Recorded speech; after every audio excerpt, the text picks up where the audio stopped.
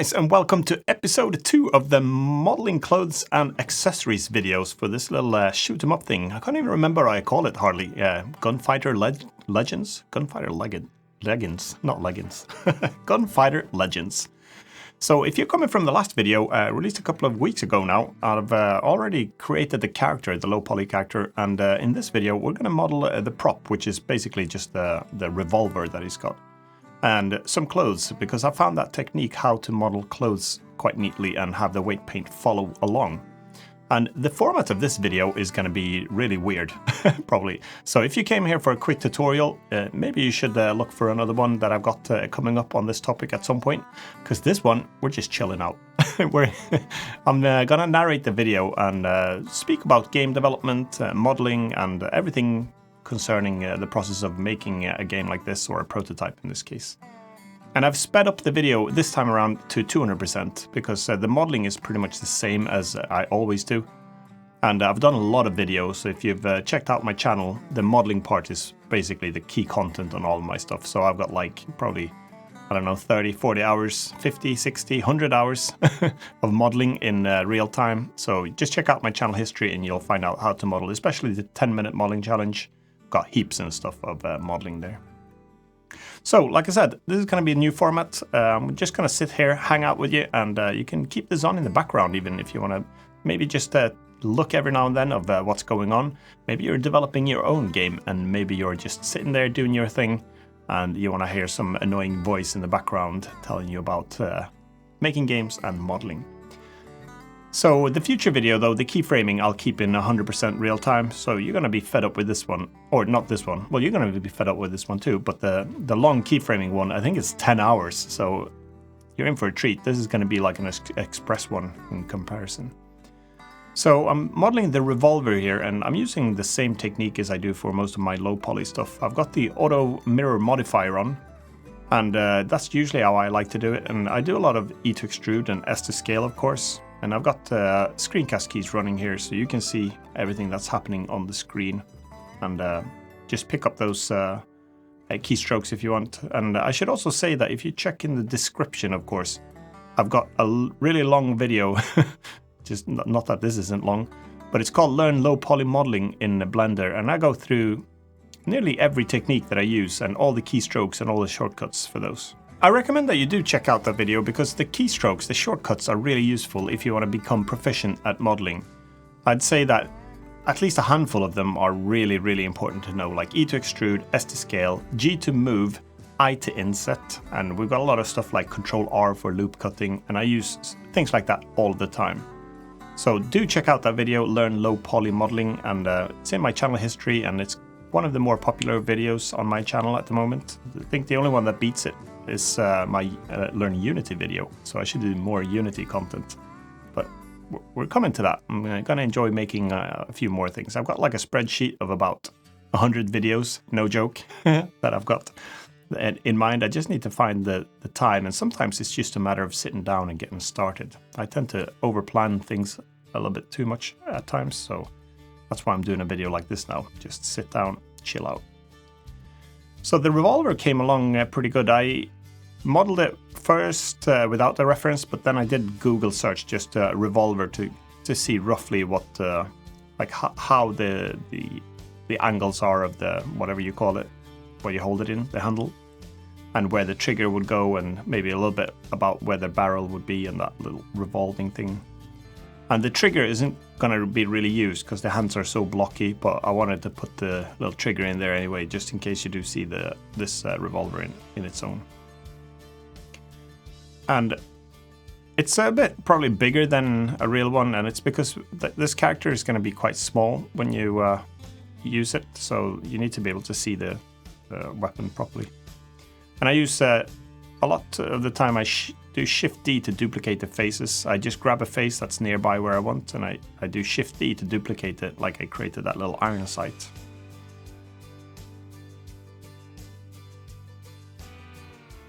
Okay, and in the previous video we modeled this little character, and I did actually put some clothes on in then as well.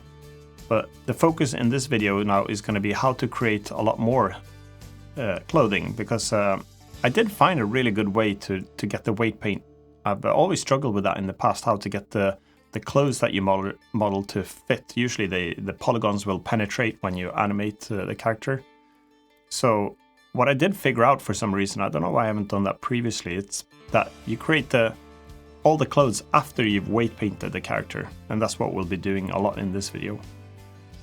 And for the weapon though, that's just a separate object, that's not attached to the rig, but I do put the child of constraint.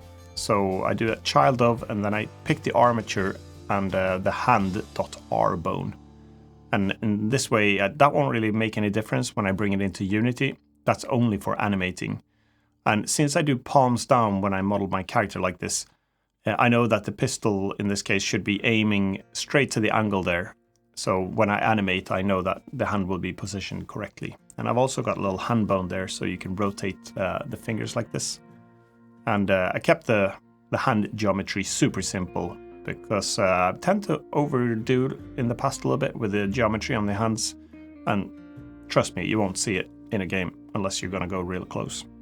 Don't do a first-person shooter with these hands, by the way.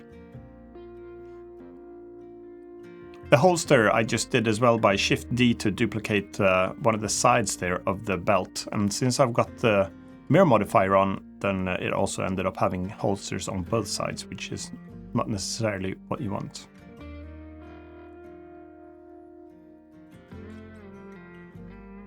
Naming things is something I'm quite terrible at, but it's good practice to name your objects at least to something decent.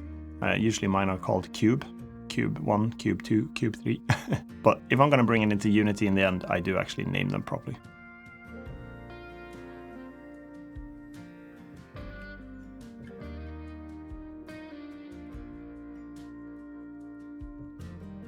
For facial hair, I do very similar to how I do clothes, but you don't have to be too picky with the head, because the head is 100% weight painted to the head bone, so it doesn't really have to. You could model all the facial hair afterwards or before, or it doesn't really matter. And you don't even need to have that attached to the armature as a skin mesh renderer in Unity, unless you wanted to deform a little bit. But you could also put some extra bones if you wanted to have a beard bone. Let's say you have a little bit of a longer beard, then you can create a separate bone for the armature there and map the beard. So, but then keep in mind that you have to animate that bone. So when the character swings around or whips his head, then or even does a tumble or something, you probably need to animate the beard bone, or if you've got hair bones. So the more bones that you have, the more time you'll spend when you animate. So I like to keep it simple. That's one of the mottos I've always stuck by. Keep it simple, stupid. And as few bones as I can get away with. And that's why I don't really go for the Rigify armature either. I just want to keep it super simple for the low poly now, so it's quick to animate and get it good enough. Here's where I figured out that to do the chaps, I believe they're called, the little leg covers here. This is the first time I think I actually did it. This is where the coin fell down to the bottom of the machine. I don't know if that's a saying. It is now. But this is when I realized that I should actually duplicate the faces now from the already weight painted armature that we did in the part 1. Because as I duplicated the legs here, or part of the pants, then all the vertices already have the correct weights here. So I could just select a few of the items here and extrude them and move them a little bit to the side. And if I'm up on the thigh or by the knee, and those vertices are roughly in the same place, when we animate this, it worked pretty good. Maybe in the odd case you'll have a little bit of penetration, but I didn't really find it to be a problem. And usually the animations are quite fast anyway, so you won't really see if it pokes, even if it does poke through a little bit. And I think for a game it'd be quite neat for this prototype, or even if it makes it into a full game. I'm going to use it for some more tutorial stuff at least. But what I do find is I find it appealing to have like a character creator where you can customize it. And I was going to play around a little bit with the new Unity networking. And I thought it'd be a little bit cool if you could have these little cowboys running around in a multiplayer scene and just firing a little bit at each other as a quick multiplayer test. And so I could learn that new multiplayer netcode as well. And then I thought it'd be cool if, since you're going to go multiplayer and the snowball starts rolling and gets bigger and bigger, it's called scope creep. But then I thought it'd be cool if you could customize the character a little bit too. So that's why I thought, okay, I'll just create a whole bunch of separate objects as clothing, and then maybe before you join the multiplayer game or even during it, you could just toggle different items on and off. The good thing with the clothing is they're separate objects, but they do need to have in Unity, they need to have the skinned mesh renderer component. Because it's very important that they can't be rigid and stiff objects just like a normal mesh renderer. They do need to follow the armature as the legs are bending. So that's why I'm modeling them, and they're all parented now to the armature, and they've got the, in Blender here, they've got the armature modifier on them and connected to this armature. And here's important to know as well, the skinned mesh renderer in Unity actually does take a lot more energy or power out of your computer, but we're doing low poly, so it's not really a problem.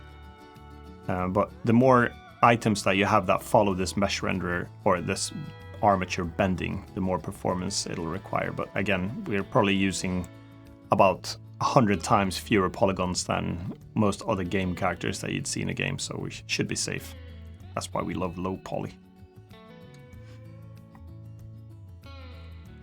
And here I'm just going to do the belt, and the belt I usually attach to the pants, apart from this one that I might be doing, which is like a gunslinger's belt. That one I separated into a separate belt. And I'm also applying the mirror modifier to this because, maybe I haven't done it yet, but I will apply the mirror modifier so I can do it a little bit asymmetric, because a gunfighter's belt needs to hang a little bit on the slant, of course, so the prominent hand, in this case it's a right-handed guy. There we go, I've applied the mirror modifier. So, and I've just got the one holster on the one side. And for an alternative belt later, I do slant it a little bit as well, so you can have that little hangy down style. And as I model the new objects, I tend to go back into pose mode, and you do that by clicking on the armature and pressing Control Tab.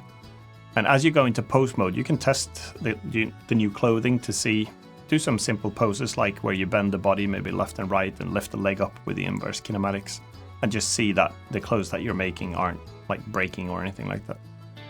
So you can just toggle in and out of that. And sometimes in the past I've even created some simple animations that run through a little test cycle. You could have like a little animation that have him like kneel down, jump up, maybe flap the arms like Flappy Bird, and then doing side-to-side tilts, some exercises, stuff that we don't really want to do as game developers. We tend to want to sit here instead and go exercise the fingers. So I won't be speaking too much about Unreal Engine now, because even though I want to really get into that game engine, I'd love to spend time in it and learn it a little bit more. But what's been putting me off that is the C#, and I know it's not really a requirement. I think you can get away with doing a lot with the blueprints. But for me, I tend to end up doing a lot of scripting in the end anyway. So I think either I'll have to give it a go and just trust that I can do everything that I need in blueprints, or I need to adapt my skills a little bit and bite the bullet and learn some C++. That's always scared me. All right, back to modeling. We're decided to change the color of the top of the character here. Instead of having it pure white like I did, usually I have like the clothing is already attached to most of my characters. This is one of the few attempts that I've done to create separate clothing. So I changed the top of the character now to just like the same skin tone as I did for the head. And then I separate the whole meshes. I select the upper body and I select out to the arms. And then I just Shift D to duplicate that into a new set of verts. And then I press P to separate it into a new object. And then I tried some different approaches when it came to the clothing. And for the first attempt here for the top, I actually did Alt-E to extrude the top into basically a hollow top. So if you hide the character, the clothing would be hollow inside. And I'd say that most of the time that's probably not necessary, unless you need to show the clothing on its own being hollow. then that's a good way to go. But if the character is always going to be wearing the top, then I suggest that instead of you making it hollow, you just enlarge it a little bit. You scale it up, and then I call it cap, but you fill in the polygon at the bottom and at the top of the sleeves, because you won't really see inside the clothing anyway, and when it's dressed onto the character. So I'd say that probably solid clothes is a better way to do it. If you do run into problems where items or clothing does poke through too much, then you've always got the option, and I think a lot of games actually do this, they separate the whole legs into a new object. So let's say you have a character and you want to have a pair of pants and a pair of boots. Instead of making the interchangeable clothing, you could actually detach the whole lower part of the body, and then just create that into a separate object with the legs and everything, and then model the new clothes that you want on the lower part of the body. And then you're good to go. Then you've got like a style. The thing that you do lose then is the flexibility of maybe combining different pants with different shoes, or different belts with different pants. So that's why I opted to go for this one, and I think for this game it'll work perfectly fine to model all the clothes like we're doing now into separate objects instead. And I did the same for the pants here as well. I opted to remove the integrated pants that he had. He was born with pants on, blue pants, or he had blue legs, maybe like a Smurf, I'm not sure. But in this case then I decided to revert the colors there back into the same skin tone, but I did keep some underwear on. I have to keep it a little bit child-friendly. I've got a lot of kids watching this channel, so including I think some of my kids' own friends. So hello if you're watching this. I don't know if you're watching this long video. It's not a quirky intro. It's just me going on about game development.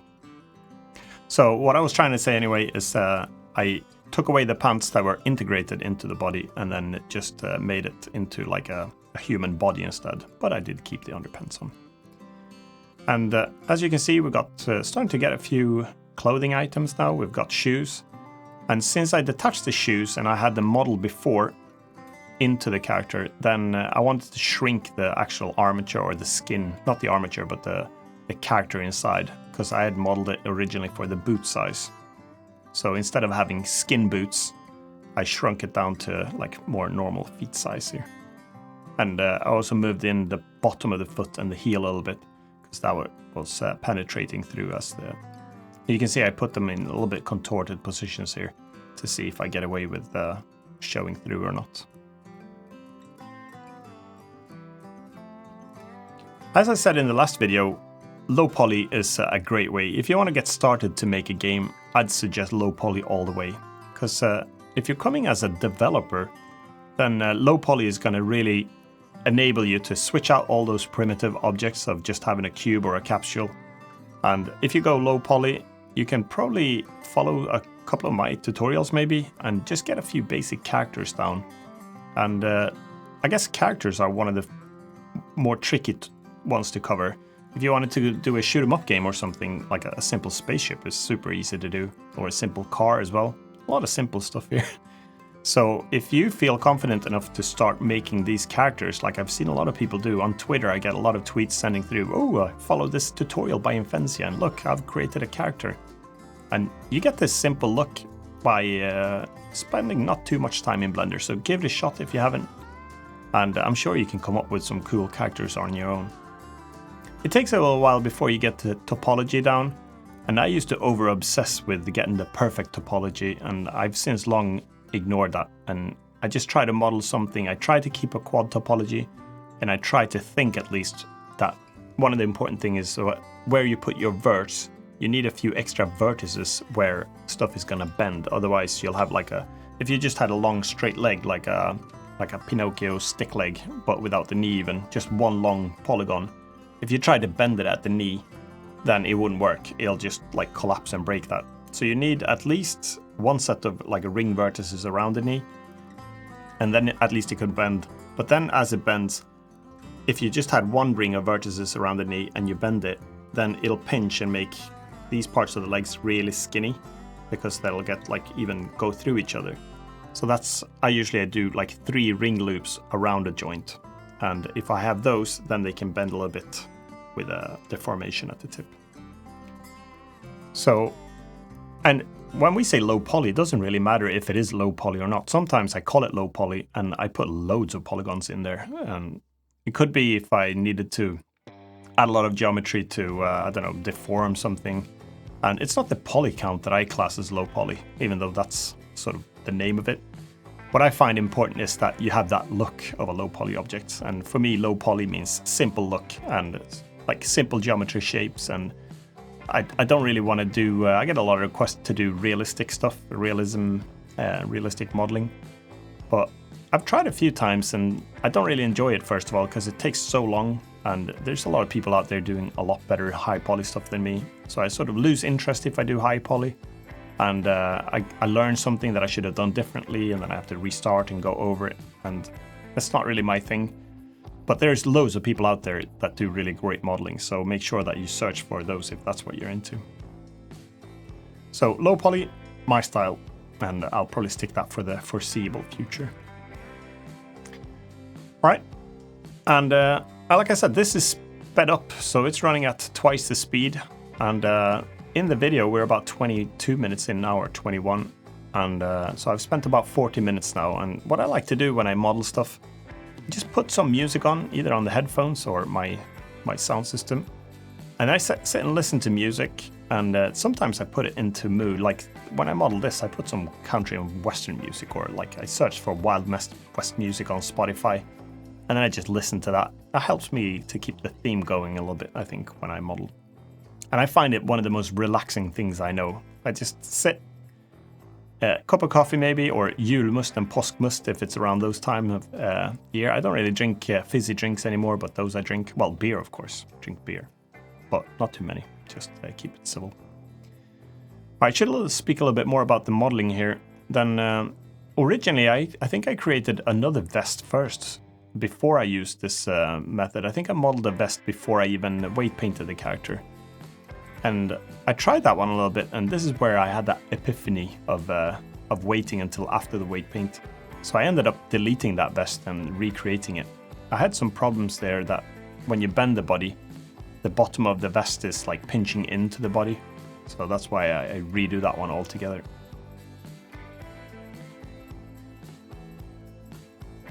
In fact, that's what I'm doing now. I realized that vest is no good.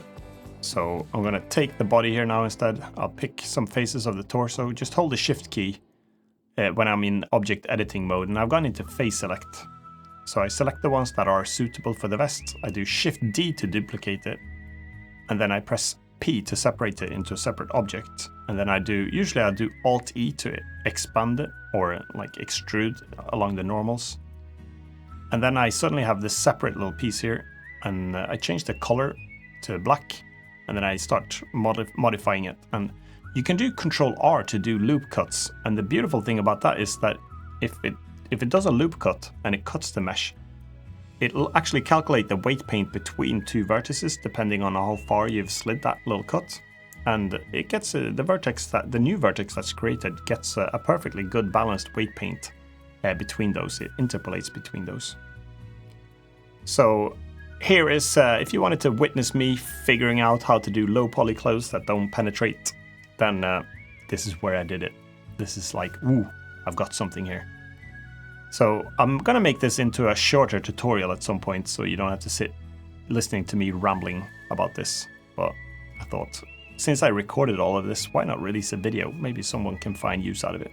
If you do find use out of these type of videos, just give me a shout in the comments. It'd be useful for me to know, because I think they do hurt my channel a little bit, funny enough, because YouTube calculates retention period, and the retention of longer videos like this is usually quite terrible. So the algorithm will probably go, all right, this is not so popular. Let's put that at the bottom of the list, shall we? And let's demote this channel a little bit. But you can do me a favor by just keeping this on anyway. So we've got a vest here, and this is where I go, my old vest, no good. Let's get rid of it. Sometimes I find it difficult to delete things, but I should become better at that. It's an important thing. Keep it tidy. Don't want to hoard things. But you should check out my NAS and my hard drive. So I'm a hoarder of a, of a digital kind, unfortunately.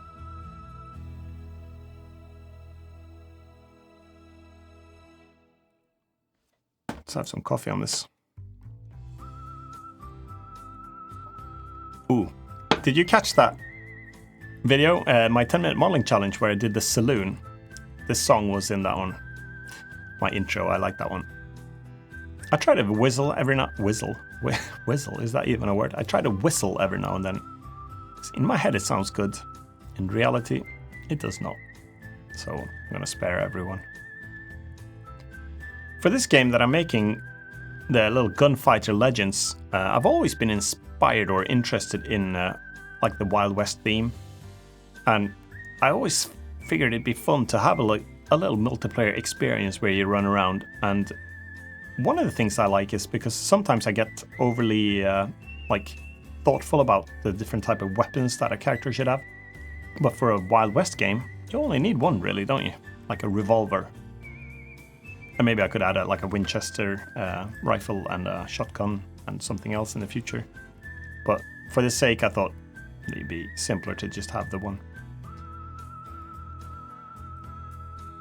I figured out as well that if you want to model arms, and sometimes you could use reference images, but one sort of key things if you want to keep it semi-realistic is that make the tip of the fingers, so from fingertip to fingertip, roughly the same length as the character is high. Then you're going to get the proportions pretty good. And I usually keep the torso in the middle of the body. Or not the torso, I say that wrong every time. The pelvis, the root bone. I just usually do middle character, pelvis, make sure that the tips of the fingers are the same distance as it is from head to toe. If you model characters as well, then you run into some problems with the weight paint. Don't worry about it too much. Most of it is fixable. So you could either go into weight painting and correct all of those issues, or you can copy weight paints between different. I do that here. If you slow this down, this part, you can copy the weights from one vertex to a different. I had some problems here when I changed the sleeve. I tried a few different approaches to get the weight paint because I cut the sleeve a little bit shorter, and there's a few ways to do it. First, I tried to move the tip vertices from the tip of the red shirt. I moved them back, but I knew then that the weight paint was going to be incorrect. So what you can do to copy Verts weights is that you go tab into edit mode and you press 1 to go into vertex select. And then you can click on a bunch of vertices, and with holding the shift key you can select multiple ones. And here's the important thing. The last vertex that you select while holding the shift key is what's called the active vertex. So there's a concept of having something active. Even if you've got multiple things selected, you'll have one active one selected too, which is the last one that you select. And then you go into the numbers tab, the little item. Then in the drop-down, you'll see what the vertex paints are for that selected active vertex. So you could see, for example, on the vertex that I had there, it was the active one had some weights from the hand bone and some from the lower arm bone. And if you click copy there, it copies what you see there onto all the other vertices that you had selected. So that's a little trick there. But for that red sleeve, my final solution to get it properly is to get everything right in the fastest amount of time. Instead of moving the tip of the sleeve with the wrong weight paint in, just do Ctrl R to loop cut instead between the tip and the back. Do Ctrl R to loop cut around here, and then delete the excess, because when you do Ctrl R to do the loop cut, the new vertices here around the sleeve, they get the correct weight paint between this value and this value. So that's one of the most important messages of this whole video, I think. If you want to keep the weights, that is.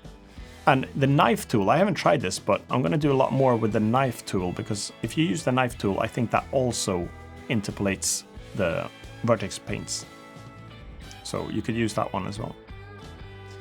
Here we go. We put the slant on the gunslinger's belt here. I did create 3 different copies of the belt, or 3 different versions. I got a straight belt for straight people.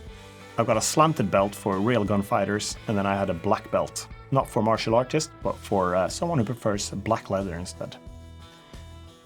Here I was gonna do my first attempt to create something asymmetric, like I wanted to create like a water bottle and a gun, like a bullet belt. And I tried a few different approaches, and this is the one I ended up for. And like I said before, not everything that I call low poly is low poly, because I subdivided this mesh with a subdivide modifier, and then I did a whole bunch of subdivisions, and I pressed Control A to apply that. So it actually became, and it didn't round the object because I switched it to simple. So I just wanted the subdivisions, but without the smoothing. And then I could select a whole bunch of these vertices, and I deleted all the excess ones, so I just got the shape of the belt around the body. The nice thing about doing it this way is that now the weight paints for all of those vertices that I've got selected are correct. So the Blender automatically calculates those. So when they're in 3D space there, all those little verts that you see still there, then they'll have the correct weight paint without getting distorted. If you try to model this thing without doing it this way, it wouldn't work because it's impossible nearly enough to manually calculate out which weights these different verts should have. Then I went through to apply a Decimate Modifier, and I got low. Automatically, if you do the Decimate modifier with a flat option there, it'll take away all the interior edges. And then I went through here and deleted a whole bunch of faces, and then I just created new faces from the verts that were there. This was a fairly quick way to do it. So I selected all the one, deleted or dissolved the faces, and then I pressed, just selected the edges there between two faces and pressed F to connect those between each other.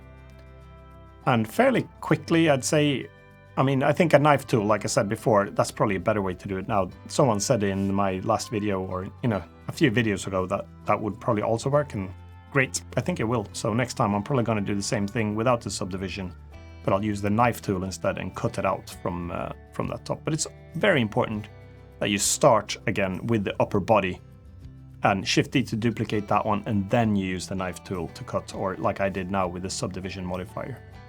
And then to extrude it, I selected all the faces and I did Alt-E, extrude long face normals, because that extrudes it. You can also use the solidify modifier if you want, I think. I think that'll keep the vertex weights too.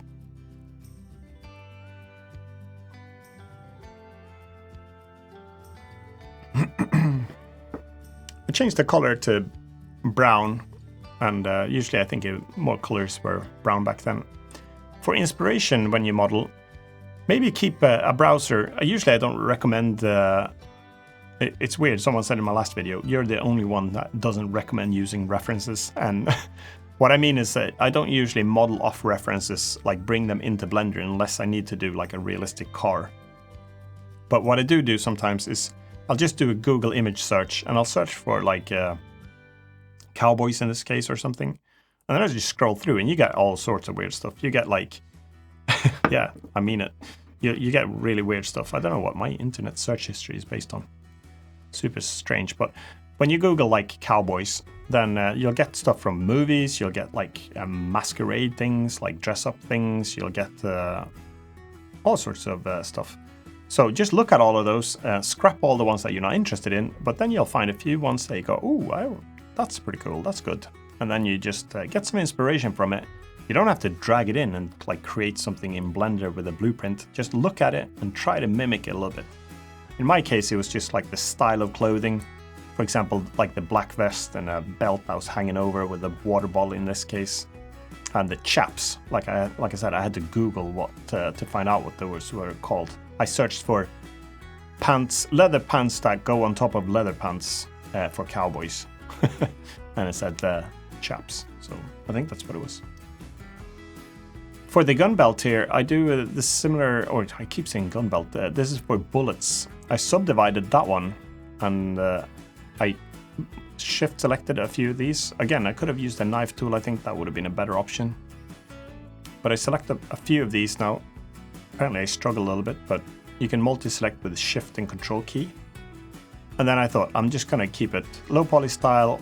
So I don't know if I deleted or hid those, but I just wanted to create these bullets. And they've got the correct weight paint now, since I started from the original mesh there with the subdivision. So I selected those that I wanted to keep, did Alt-E to extrude them. And then I guess this is too big to be bullets for the revolver. So I guess it would be like shotgun shells or something instead.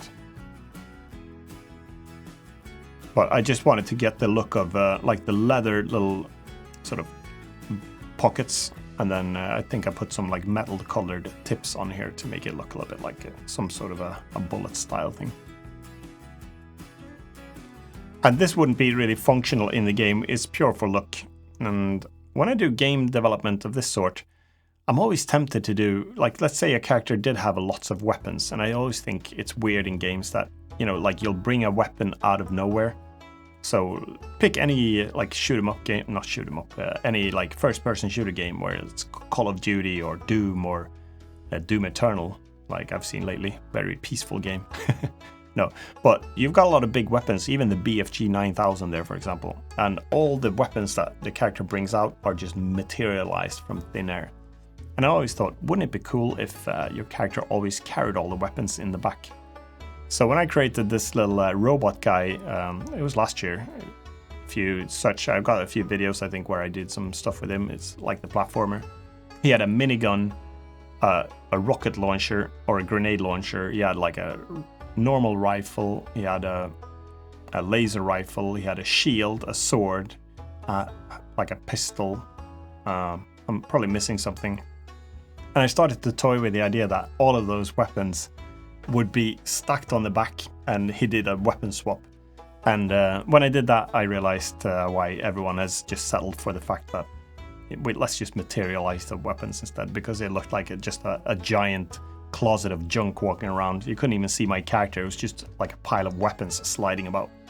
So that's why, I mean, I don't know why I didn't even think of that before I tried. Anyone could have figured out that it looks super strange. So sometimes realism and is not the way to go, but sometimes it is. It's a bit like when you do space movies, I guess.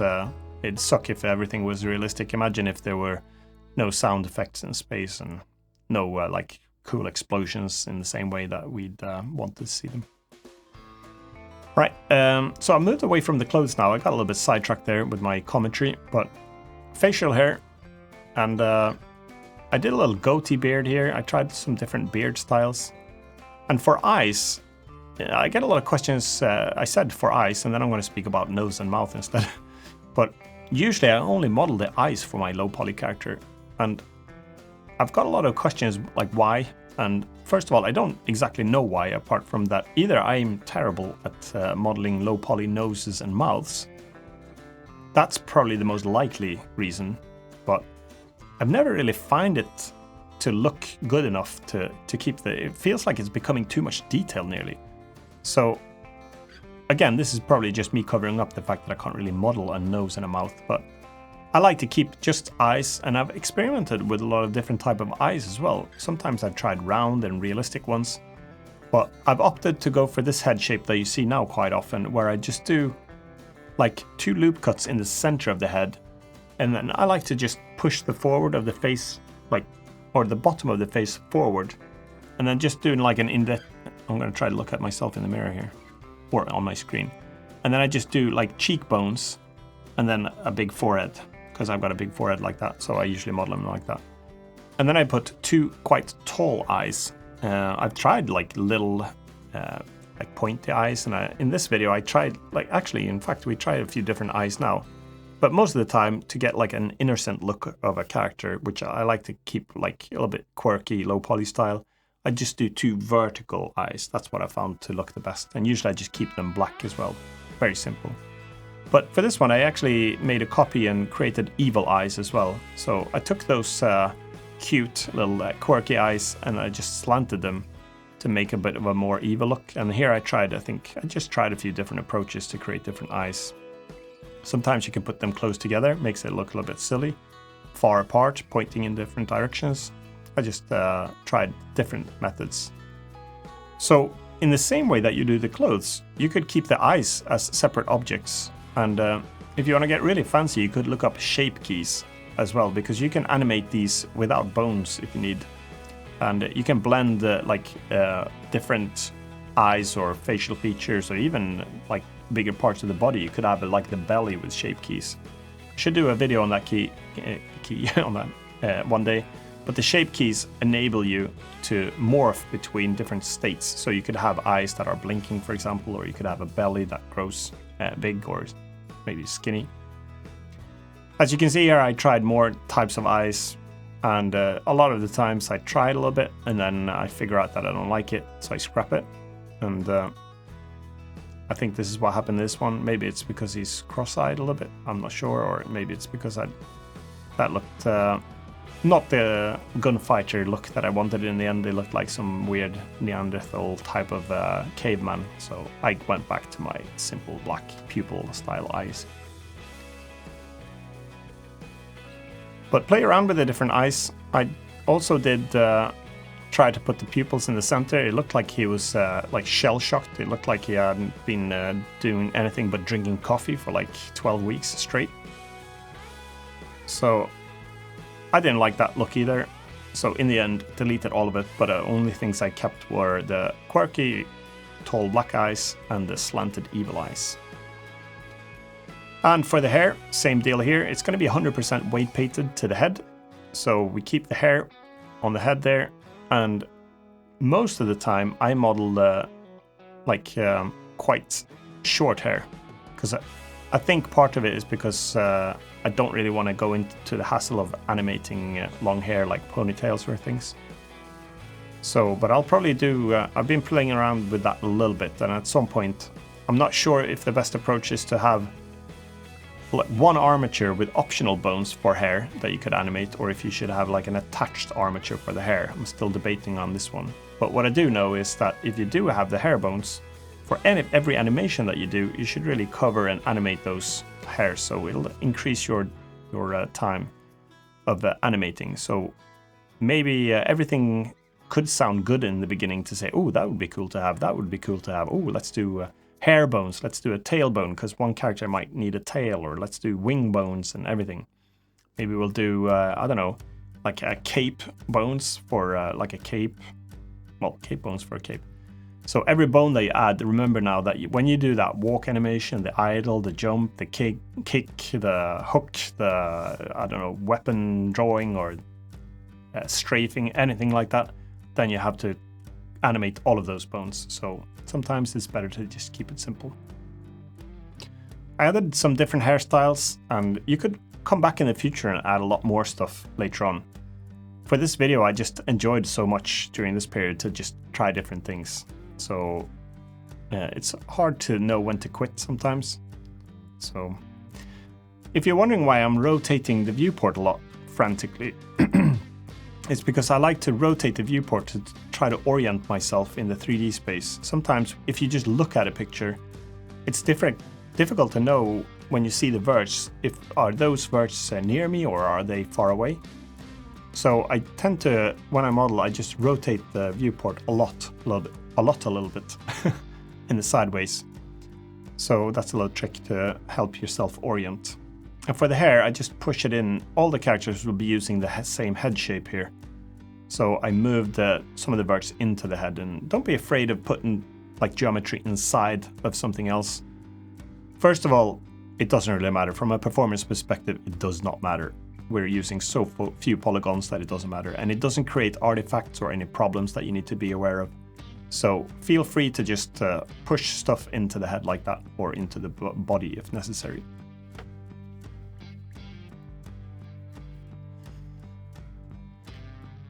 Right, I had to test with the hat on and off sometimes to make sure that, because what we don't want is hair to be poking out through the side of the hat. That would be not so good. So I tend to have to toggle a few things, and then also maybe not everything needs to be combinable. If you've got like a big, huge hairdo on like big, maybe a big afro or a big like spiky hairdo, like a punk rocker, then you don't have to make that work with the hat. Just prevent that in the game instead. Don't make the punk guy have the hat on, or at least create an alternative of the punk rocker or the afro, and then just like shape it so you only see what's coming out underneath the hat instead, so you can combine those. I like that mustache, by the way. I'm happy with that one. Looks mean. My wife is prohibited, or she's not allowing me to get a mustache. She thinks I'd look stupid in one. So this is as close as I get. I did gloves as well, and in the same way as everything else, surprise, surprise, I selected the hand faces, the faces of the hands. I Shift D to duplicate those, and then I did Alt E to extrude it, and then I just did a little big like inner part of the glove here. And gloves, these gloves, I think this is what I struggled with the most when it came to the weight painting, and I think it was the fact that I moved those verts in a little bit from the wrist. And by doing so, I brought the weight paint from the wrist. So when I animated this, even in the future, when I do the keyframe animation, I had to come back and tweak those weights a little bit. I broke my own rule here. I should have done that a little bit different. But saying that I broke my own rule, the problem is that you can't really, if you extrude it past the point where the verts are, there's no way to interpolate between something else. So maybe that's one of the little challenges that we've got. I also did, I have no clue what these called, but they're like the face masks. Not like Corona masks, but like cowboys would have if they're gonna do like a stick up a train or something. Not stick up a train, what do you call it? Hold up a train. Bank robbery, train robbery. You put these things on your head. I'm probably gonna get triggered now by some algorithms for saying weird things like that. Don't promote train robberies, but in games I do.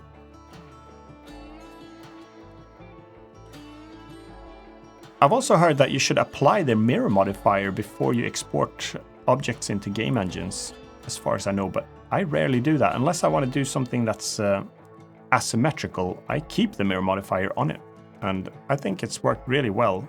Maybe Blender's become better lately to animate with mirror modifiers on. Because usually when I do, like, I model my character, I do the auto mirror, I create an armature that I symmetrize, and then I do with automatic weights when I add the armature, and even when I do weight painting, it seems like the mirroring works really well. If I weight paint something on the right hand, then that follows along really nicely then to the left hand. So I think I just keep it. I keep the mirror modifier on, and then I export it as an FBX file, and I think that applies actually in the export process anyway. I like this hat the most, I think. The grey hat with the little badge on top. I don't know if that's like a sheriff's badge or badger. Sheriff badge. And I like the fact that the edges of the hat there stuck up to the sides. I actually googled different like Wild West styled hats when I did this, so I looked, I believe there's quite a few names for them as well. I think I named a few of these items, but my vision is too poor to see what I actually wrote here. But I did put some of the names on the hats that they had. Here I tried a little bit of indentations as well. I keep weight paint 100% to the head, but as I mentioned earlier in the video, you don't actually need to have the hat weight painted at all. The hat is going to be solid in most cases, as is the face hair and stuff. So if you want to squeeze performance out of your mobile games, skip the armature or the skin modifier to bend that one, and then just export it as a solid object instead. When you bring it into the game engine, just put the hat as a child object to your head bone, and that will follow your head movement perfectly. So when you import the game object, like the character, which has got the armature and everything, you'll get the whole bone hierarchy from the pelvis to the spine bones to the head bones to everything. And when you've got the hierarchy of bones, you can just drag any game object in I'm speaking about, let's see, Unity now, but I'm sure it works very similar in the other game engines. And then I just take the visual hat and I drag that object onto the head bone, and automatically that'll inherit the rotation and position of the head. So it'll just work perfectly. You don't really need to have the weight paints on the props like the hats and things. The clothes you do, because remember they need to deform differently as you bend joints, but the head one, not a problem. The only time you would want to skin paint that one is skin paint. If you want to weight paint it or have it to the armature, it would be if you had bones in the hat as well that animate like as you like jump, for example. If you want the hat to flex, maybe then you would want to do that through bones. I'm not sure if that's the best option, but that's the only thing I can think about why you'd want to keep armature deformation or the skin mesh renderer in Unity on an object like a hat.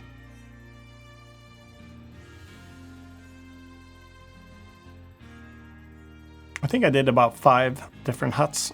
I thought it was quite funny to come up with different looks. Maybe that's one of the things that people would change. And as I modeled, I tried different combination and the number of permutations, fancy word, that you can do with the different items that I've got. I think I ended up making like a white top, a red top, a t-shirt, and then you could do like this guy. You could just go bare, just keep the vest on, keep that skin showing. And then you had like blue pants, I did grey pants, black pants, and then I did brown chaps, black chaps, brown boots, black boots. I had 3 different belts, a black, a brown, and a normal, and then I got a whole bunch of hats, maybe 5, 6 of them. Got different colors on the neckties. It's not called neckties, but those things that they add on the necks, like handkerchiefs, not a handkerchief either, and the different face masks. And then I did maybe 5 different facial hairs. Did a mustache, a goatee, a normal big thick beard, and then I did 2 hairstyles, white without with a bald top, and then a bushy black hair. Did a pair of gloves, and for the props I only really did the water ball belt and the bullet belt. But I have no idea. Maybe if you're like a mathematician or something, you could figure out how many permutations you could do. You could even go totally you could go without clothes or just keep the pants on, no top, or even worse, the other way around, just keep the top on but no pants. So quite a few different ones. And I only did 1 set of ears though. You could go a little bit crazy and do different types of... you could even do different interchangeable heads if you want. Just go crazy with it. Don't know what your needs are. But I do hope you find this useful. If you're going to make a multiplayer game where you do want to customize your character, or even if you're going to make like your own little RPG where you want to have a little customized flair, I hope you can find use out of the contents of this video and the ones to come, and the ones that was before it, and all the other ones. I'm definitely going to go for this a lot more. I really had a lot of fun with it. One of the key things, let's digress a little bit. So when you're making a game, a little game development tip here is, I've heard this on a podcast many times. I'm listening to a podcast actually called Designer Notes by Søren Johansson, I think it's called this. Hope I said his name right. I've really enjoyed that podcast. If you haven't seen that one, I know the name of it anyway, is Designer Notes. So check that out. He's interviewing a lot of game developers, both like AAA experts or like veterans, but also a lot of independent indie game devs. Especially the ones that have released pretty successful titles, and they've got like really long episodes, like 2-3 hours, where they talk a lot about games, everything from the first game that they made until where they are at now. And one of the things I've heard in that podcast that comes up a lot is that it's the players that should have fun, but not the game designer.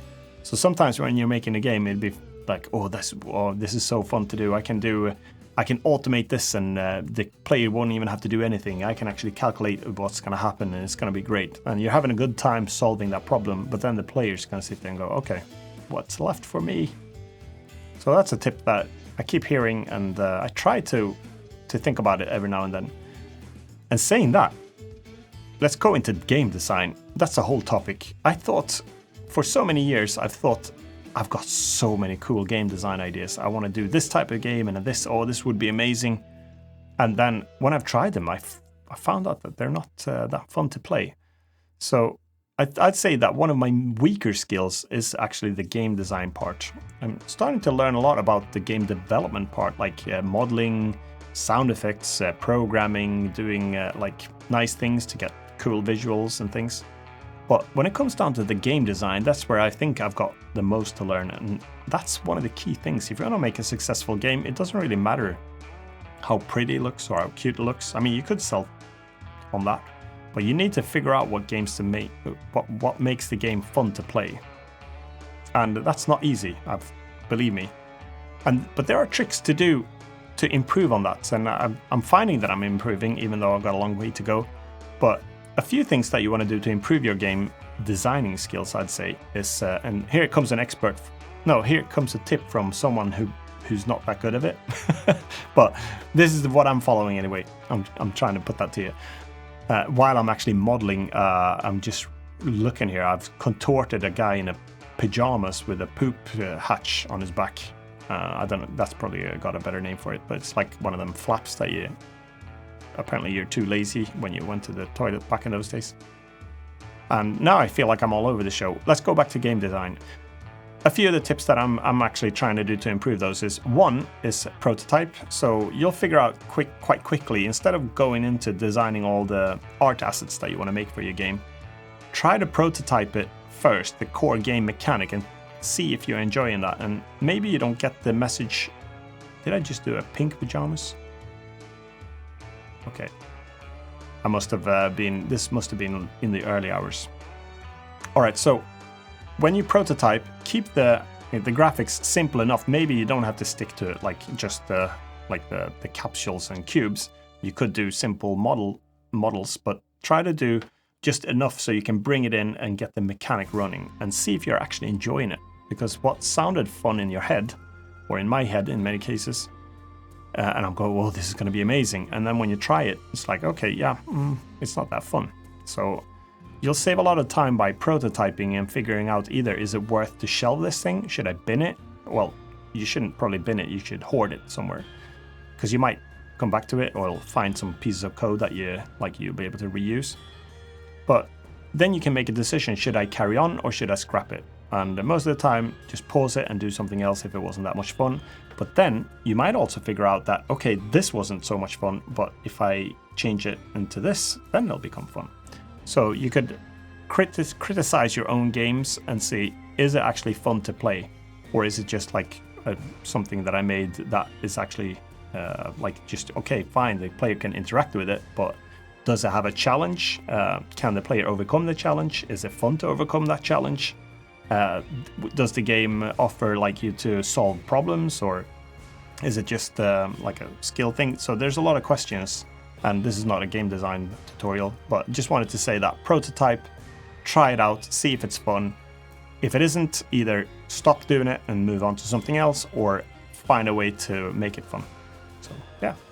Other things that you can do is participate in Ludum Dare, and that's one of my top tips, I think, because not only does it allow you to make a little game under pressure, so you'll make it fast, you have no option but to make it fast. But one of the benefits here is that you'll have a lot of players that test out your game afterwards, and they'll comment on what's good and bad. And I've actually found out some of the best tips that I've got was through making my Ludum Dare games. Stuff that I took for granted came through in those games to say, people are like, oh, I don't know how to do this, or what are you supposed to do? And for me, I thought it was obvious, but they'll come in, and usually for Ludum Dare gameplays, they don't have that much time to spare because they're going to spend a lot of time playing different games. So you have to make it super clear for them to, okay, what are the objectives of this game? How do you achieve them? What do you do? And you've got maybe a minute, 2 minutes of the attention before they'll scrap that game and move to something else if they don't pick it up straight away and understand what to do. And I think this is where it comes together. If it's just looks decent and okay, there's a challenge but it's not that fun, then you'll find that out in the comments. People will say, yeah, looks nice, but it wasn't so much in terms of gameplay there. So those comments are super useful, and you'll get usually a very honest, sometimes not so honest, because people like to give you a lot of kind words as well. But try to read between the lines and find if they do word some things that it's not fun, or that it's not that interesting, or it's difficult. You listen to those and make sure that you criticize your own game too. If you've got kids as well, that's another good way to test. I test my games on my kids. And most of the times, especially for most of my Ludum Dare games, they'll laugh a little bit at it and go, okay, yeah, that was fun. But I pretty much know if it's fun to play or not. And the only one that they've actually really played for a long period of time is my Alien Rescue game, and I think that was a bit of a successful combination of having a challenge and making it quirky enough with the ragdoll effects to make it fun at least for the youngest kid. My youngest one is 6 or 5 she was when that was released. So have the kids test it, and also it's good to see other people play your games, because they'll criticize it as well, hopefully. All right, so a little diversion there onto game development. I'll be revisiting that many times, and I do. One last thing on that topic, and this is something that I plan to do quite soon. I've created a Google Sheet or a Google form where I've prepared a lot of questions, so I'm going to play games that, because I don't play enough games, funny enough, I don't really find the time. But I'm going to play games that I know are successful, and then I'm going to analyze them to see what I think made them successful. I'll try to pick up on things like, does it have, is it easy to learn? What does it hook into in terms of like human psychology? Does it want to make me build something? Does it want me to explore something? Can I tear something down? Can I shield something? Can I protect? I'm going to try to pick up what makes that game fun, what makes it engaging and fun to play. And then I'll try to analyze that and sort of come up with my own set of rules. So when I make a game of that type of a genre or something, I'll try to keep those things in mind and go, okay, well, that game does this really well, and I think that really kept me wanting to play it. And maybe if I do this, I'll try to change it up a little bit so I don't make a clone, of course, or a copy. But I'll try to use those things and make something that hopefully is fun to play. I think that's the key thing. I've seen so many times people write, oh, why didn't I make, well, Flappy Bird is a go-to, and also like Crossy Roads and stuff.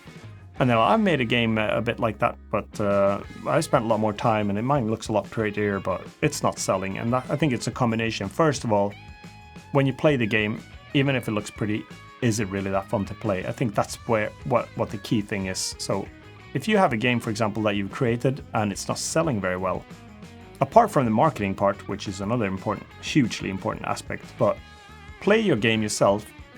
And if you actually find yourself wanting to play it over and over again for a long period of time, then you could have something there, and then you could start questioning why it's not selling. But really criticize yourself and think, is this fun to play? Am I laughing now? Am I having fun?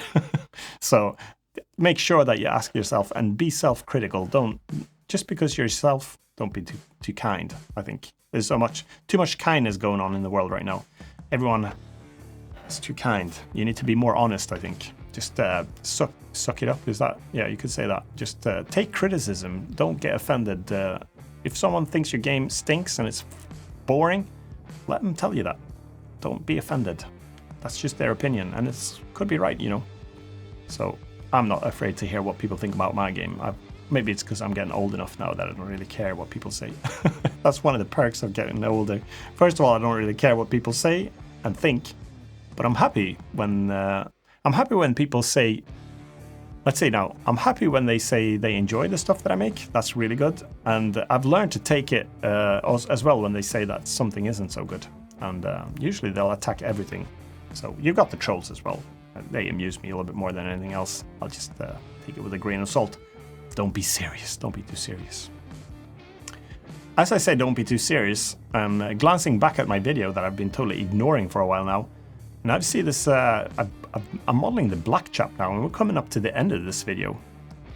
So we've got the black chaps here, put the red t-shirt on, and yeah, I'm starting to compile a whole list. I don't know what the total item count now here was, but as we toggle through, we can see we can create quite a bunch of different characters now. We've got no top, we've got vests on, we've got grey pants, we've got slanted belts, white boots, we've got different hats, you name it. I think we're good to go. So I spent about, let's see, we're 1 hour and 5 minutes into this video roughly. So it would be double the time that I spent on this. So with my usual workflow, I don't keep the pace up that I do using I don't keep the 10-minute modeling challenge pace up usually when I model. I tune it back a notch. I go from 11 down to maybe 7. That's a good compromise. But make sure that you do have your music in your headphones and have a cup of coffee and something to drink and just chill. Have fun modeling.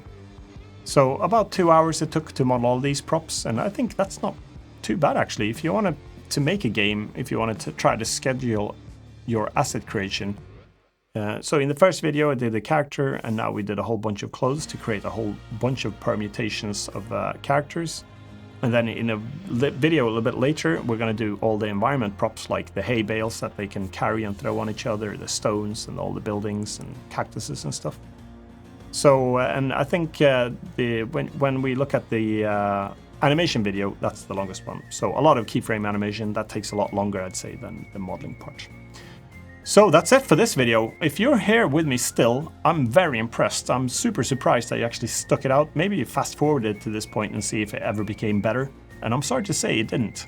It was just me going one massive long take without any cuts. I'm gonna leave everything as it is, even my nose itches and everything like that, and all my complaints and verbal tics. So I'm keeping all of that in place, and I'm gonna leave this video. Hopefully you found some use out of it, and hopefully it helped you along the way, maybe with modeling, maybe with clothes modeling like this one did, maybe some tips about game development or things I do to stay in the mood when I do the modeling part. You name it. So if you enjoyed the video, give it a thumbs up and subscribe if you haven't already. And I've got a Patreon as well. If you go to patreon.com/Imphenzia, you can give that little bit of extra support if you want to help me create these type of videos. So stay tuned for episode 3, and that's going to be the bulk one where we do a lot of the keyframe animations. So I'm just going to start bulking up. I have to drink a lot of fluids and get prepared to record 10 hours of talking for that video. I'll come up with some new topics as well. I'm going to speak a lot about animation and how I animate and a lot of the principles for animations and stuff in that video. But now I'm going to cut this a little bit shorter, so I'm going to stop here. Take care and bye for now.